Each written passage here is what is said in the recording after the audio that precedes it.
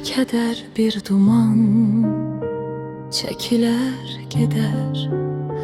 Sıkma yüreğini, geçici gamdir. Taleyin bəxşişi ömür dediğin sənə emanətdir, sənə kərəmdir. Dönüb baxma arxaya, bugün sənindir. Çırpınan o ürək, o səs sənindir. Bu qısa ömürdə, bu dar dünyada yaşa öz ömrünü, nəfəs sənindir.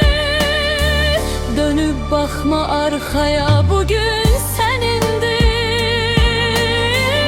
Çırpınan o ürək, o səs sənindir. Bu qısa ömürdə, bu dar dünyada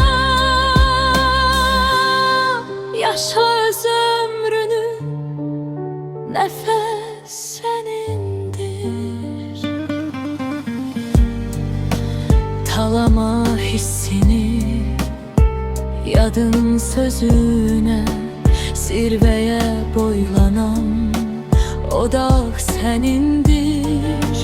İnan öz gücüne, inan özüne. Hələ yazılmamış varaq sənindir. Dönüb baxma arxaya, bugün sənindir. Çırpınan o ürək, o səs sənindir.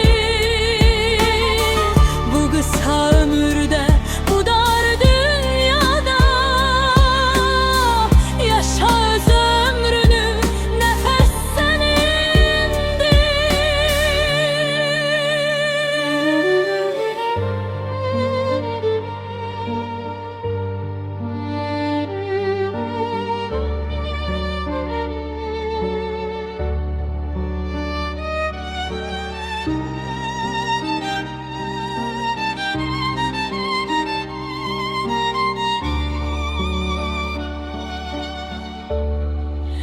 Yolların dumanı çəni qorxutmaz.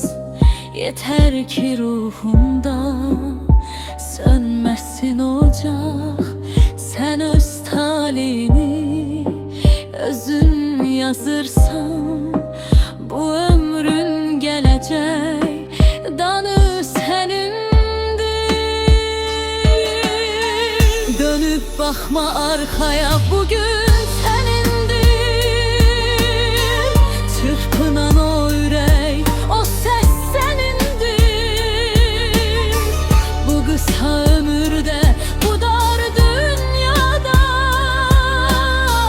yaşa öz ömrünü, nəfəs sənindir.